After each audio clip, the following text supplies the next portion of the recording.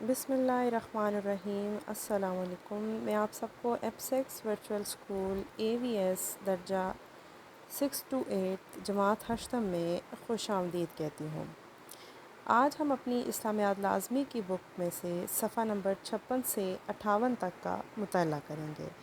باب ہے الجزء الثالث، موضوعاتی مطالعہ۔ اس میں سے ہم سبق قرآن مجید کا تعارف، حفاظت اور فضائل پڑھیں گے۔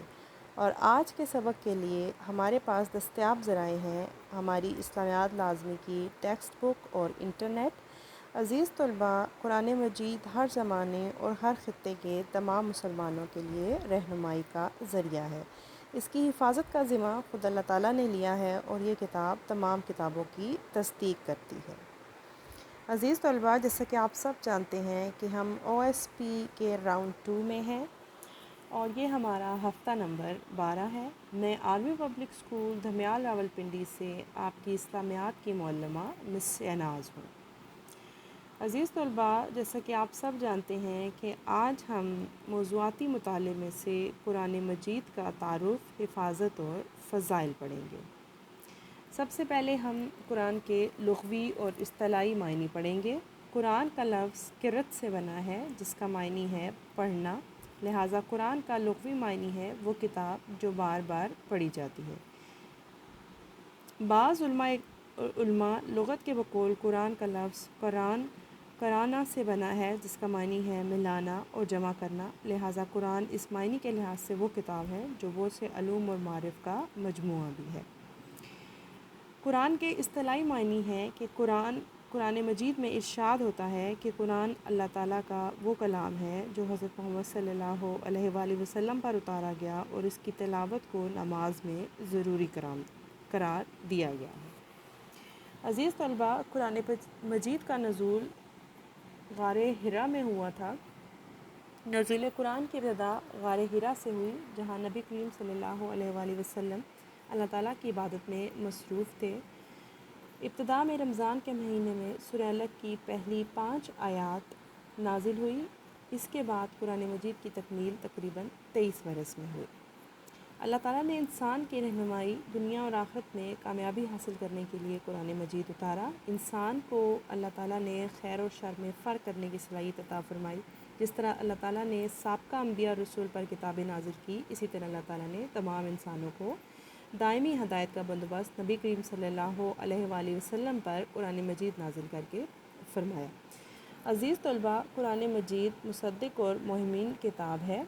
گزشتہ انبیاء اور رسول کی تعلیمات، ان پر نازل ہونے والی کتابیں اصلی حالت میں محفوظ نہیں ہیں۔ اللہ تعالیٰ کا ارشاد ہے وَأَنزَلْنَا إِلَيْكَ الْكِتَابَ بِالْحَقِّ مُصَدِّقًا لِمَا بَيْنَ يَدَيْهِ مِنَ الْكِتَابِ وَمُهَيْمِنًا عَلَيْهِ، اور ہم نے تمہاری طرف یہ کتاب نازل کی اور یہ کتاب لے کر آئی ہے، حق لے کر آئی ہے، سابقہ آسمانی کتابوں کی تصدیق کرنے والی ہے اور ان کی محافظ اور نگہبان ہے۔ قرآن مجید کو سابقہ آسمانی کتابوں کے لیے محافظ کہنے کی وجہ یہ ہے کہ اس نے ان کتابوں کی تعلیمات اور عقائد کو صحیح ترین صورت میں اپنے اندر محفوظ کر لیا ہے۔ عزیز طلباء، قرآن مجید کے مضامین مندرجہ ذیل ہے۔ قرآن کریم ہمیں زندگی کے ہر شعبے میں رہنمائی فراہم کرتی ہے۔ نمبر 1، عقائد۔ قرآن اپنے ماننے والوں کو بنیادی عقائد مثلا توحید، نبوت، رسالت، سابقہ آسمانی کتابوں، فرشتوں اور آخرت پر ایمان لانے کا حکم دیتی ہے۔ نمبر 2، عبادات۔ قرآن کے نزدیک تمام زندگی احکام الہی کے مطابق بسر کرنا اللہ تعالیٰ کی عبادت کہلاتی ہے، لیکن اس کے علاوہ قرآن عبادت کا ایک مخصوص نظام بھی دیتا ہے، مثلا نماز قائم کرنا، رمضان کے روزے رکھنا، زکوٰۃ دینا اور حج کرنا۔ نمبر 3، انفرادی زندگی۔ قرآن انسان کی انفرادی زندگی سے متعلق اچھے اخلاق مثلا تقویٰ، عدل، ذکر، شکر، تحمل اور رواداری، عفو و درگزر، عدل و احسان اور صبر وغیرہ جیسی اعلیٰ صفات اپنانے کی تلقین کرتا ہے، اور برے اخلاق مثلا جھوٹ، منافقت، غیبت اور چوری وغیرہ سے بچنے کی تعلیم دیتا ہے۔ اجتماعی زندگی۔ نمبر 4، انسان معاشرے میں دوسرے انسانوں سے مل جل کر زندگی بسر کرتا ہے، لہٰذا قرآن اس سلسلے میں ہمیں ایک دوسرے کے حقوق اور فرائض، ہمسایوں، رشتہ داروں اور عام شہریوں کے بارے میں پرتاثر انداز میں آگاہ کرتا ہے۔ نمبر 5، خاندانی زندگی۔ معاشرتی زندگی کا بنیادی اکائی خاندان ہوتا ہے۔ اس سلسلے میں میاں بیوی، اولاد اور والدین کے حقوق اور فرائض قرآن نے بڑی عمدگی سے بیان فرمائے ہیں۔ نمبر 6، معاشی زندگی۔ قرآن نے معاشی زندگی سے متعلق حلال اور حرام کے اصول اور اسلامی معاشرت کے جامع تعلیمات پیش کی ہے۔ نمبر 7، سیاسی زندگی۔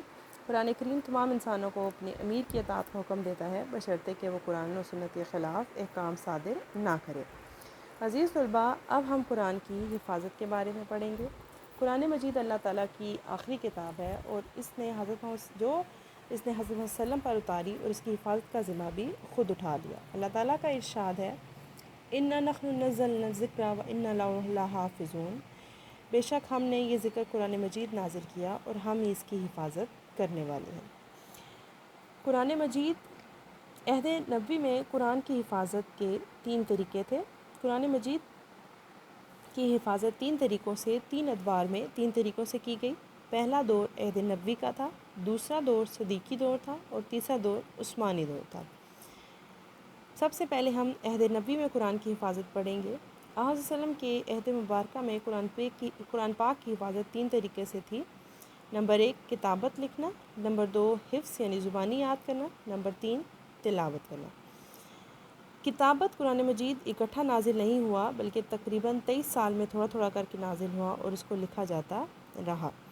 کاتبین وحی وہ صحابہ کرام جنہیں قرآن مجید کی ایک آیت میں لکھنے کا شرف حاصل ہوا، انہیں کاتبین وحی کہا جاتا ہے۔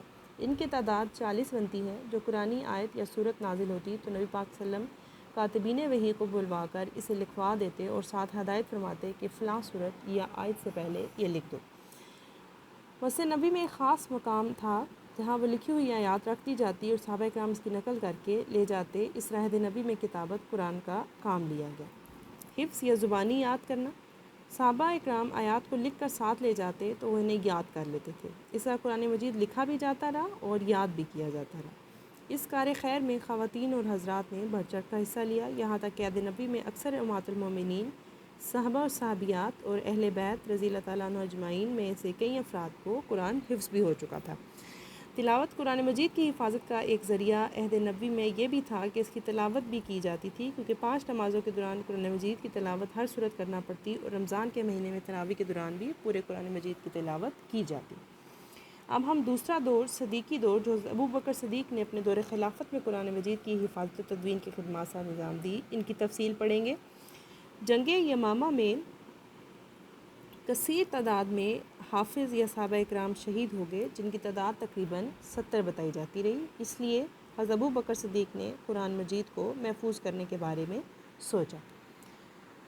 حضرت عمر کا مشورہ، اس کثرت کے ساتھ حفاظ صحابہ کی شہادت کے بعد حضرت عمر نے ابو بکر صدیق کو مشورہ دیا کہ قرآن مجید کو لکھے ہوئے اجزاء کو ایک کتابی شکل میں مرتب کر لیا جائے۔ حضرت ابو بکر نے کافی غور و خوض کے بعد حضرت عمر فاروق رضی اللہ تعالیٰ عنہ کی رائے تسلیم کر لی۔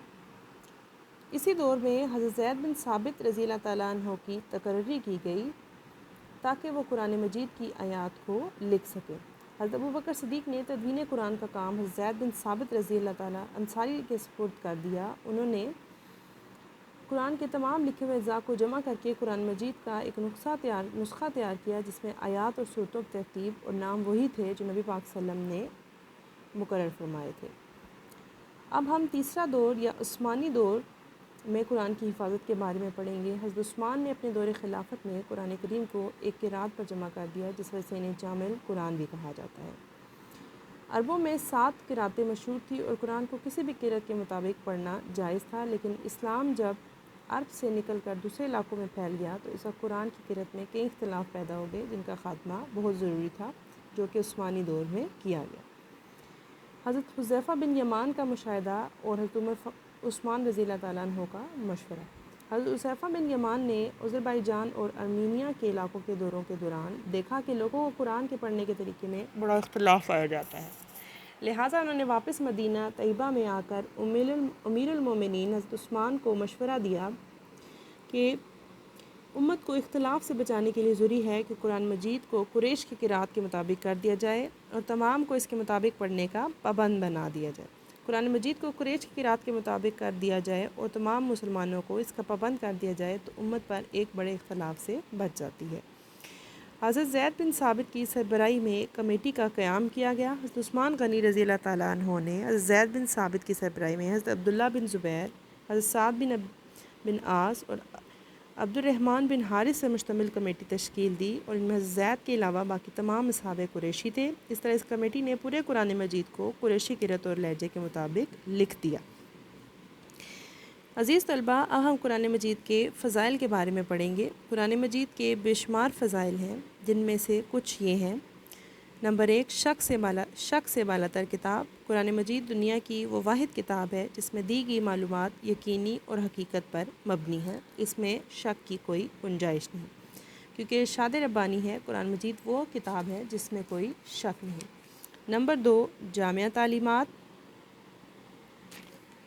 قرآن مجید اپنی تعلیمات کے لحاظ سے جامع ہے کیونکہ اس میں عقائد، عبادات، دعائیں، اخلاق، احکام اور تاریخی واقعات پر غرض ہر خشک و تر اس کتاب میں موجود ہیں۔ نمبر 3، عالمگیر کی تعلیمات۔ قرآن مجید کی تعلیمات میں عالمگیریت ہے، اس میں ہر زمانے، ہر خطے کے لوگوں کے لیے دائمی اور مکمل ہدایت موجود ہے۔ دنیا اور آخرت کی کامیابی کا راز بھی اسی کتاب میں موجود ہے۔ قرآن مجید تمام کلاموں کا سردار ہے کیونکہ یہ اللہ تعالیٰ کا کلام ہے۔ معلم قرآن کی فضیلت۔ جس طرح یہ قرآن تمام کلاموں سے بہتر ہے، اسی طرح قرآن کو سیکھ کر دوسروں کو سکھانے والا بھی تمام لوگوں سے افضل ہے۔ تلاوت قرآن سب سے افضل عبادت ہے۔ قرآن کی تلاوت سب سے بڑی نیکی اور افضل عبادت ہے۔ فرمان نبی صلی اللہ علیہ وآلہ وسلم ہے، میری امت کے لیے سب سے زیادہ فضیلت والی عبادت قرآن مجید کی تلاوت ہے۔ قرآن مجید کی تعلیمات پر عمل کرنے والوں کو اللہ تعالیٰ عروج و ترقی عطا کرتا ہے اور عمل نہ کرنے والوں کو زوال اور ذلت سے دوچار کرتا ہے۔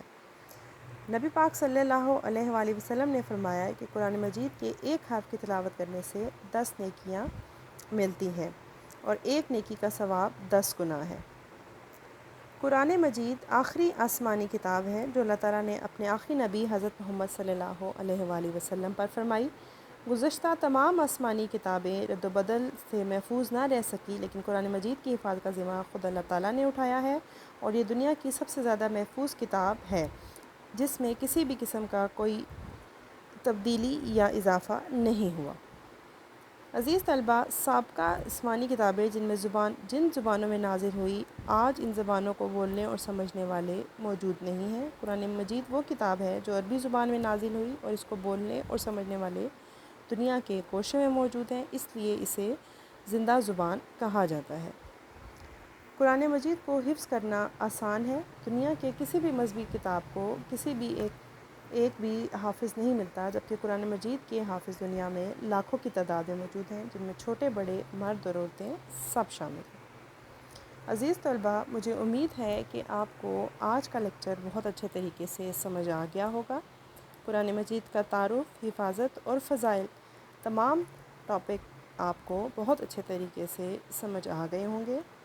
آپ کا آج کا تحریری کام ہے کہ قرآن مجید کی حفاظت اور فضائل اپنے الفاظ میں بیان کریں۔ عزیز طلباء، آپ نے اس تمام لیکچر کو زبانی یاد کرنا ہے۔ آپ نے قرآن مجید کے تعارف، حفاظت اور فضائل، یہ تینوں ٹاپک زبانی یاد کرنے ہیں، جبکہ قرآن مجید کی حفاظت اور فضائل اپنے الفاظ میں لکھنے ہیں۔ یہ آپ کا اس ویک کا ہوم اسائنمنٹ ہے۔ Thank you very much.